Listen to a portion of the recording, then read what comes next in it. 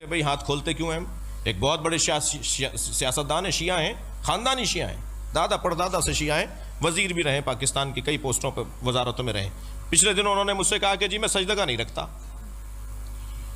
کیونکہ نبی نے خاک پہ سجدہ، کربلا تو نبی کے بعد ہوئی ہے، تو نبی نے پھر خاک پہ سجدہ تو نہیں کیا ہوگا، وہ تو کربلا کے بعد خاک آئی ہے۔ میں نے کہا یہی آپ کی غلط فہمی ہے۔ تو وہ کہنے لگے جی میں سجدہ نہیں رکھتا۔ تو میں نے کہا آپ شیعہ نہیں ہیں؟ کہنے لگے شیعہ ہوں، کھلا شیعہ ہوں، عزادار ہوں، ماتمی ہوں، گھر کی عزاداری ہے، خاندانی عزادار ہوں، خاندانی شیعہ ہوں، سجدہ نہیں رکھتا۔ میں نے کہا کیوں نہیں رکھتے؟ کہنے لگے نبی نے کس پہ کیا ہوگا سجدہ؟ میں نے کہا خاک پر۔ کہنے لگے کربلا تو نہیں تھی؟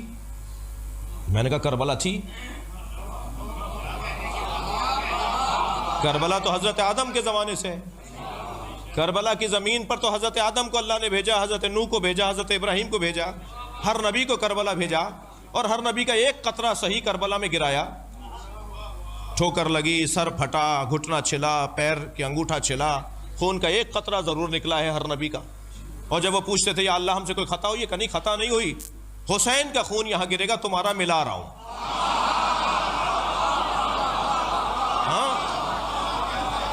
تو پہلی بات تو یہ کلیئر رہے کہ کربلا امام حسین نے ڈھونڈی ہے، کربلا نے حسین کو نہیں ڈھونڈا ہے، کربلا پہلے سے تھی۔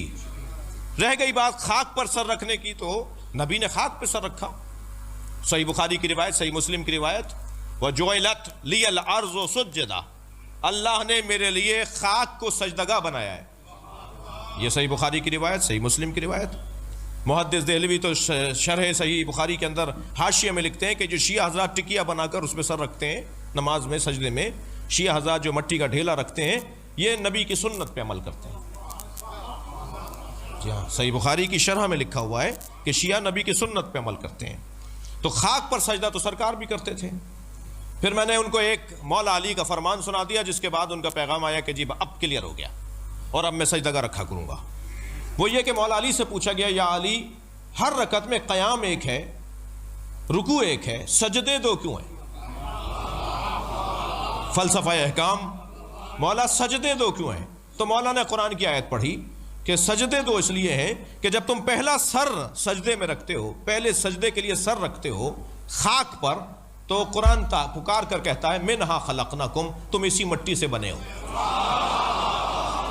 اور جب دوبارہ سر رکھتے ہو تو آیت آگے بڑھتی ہے وَفِيهَا نُعِيدُكُمْ، اسی مٹی میں واپس جاؤ گے۔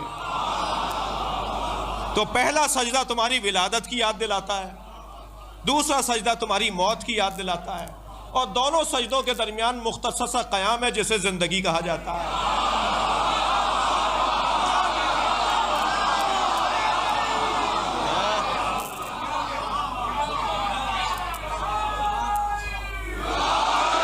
بہت عمدہ، بہت شکر گزار ہوں۔ بس ایک جملہ میرا بھی اس میں، مولا کا فرمان یہاں رک گیا۔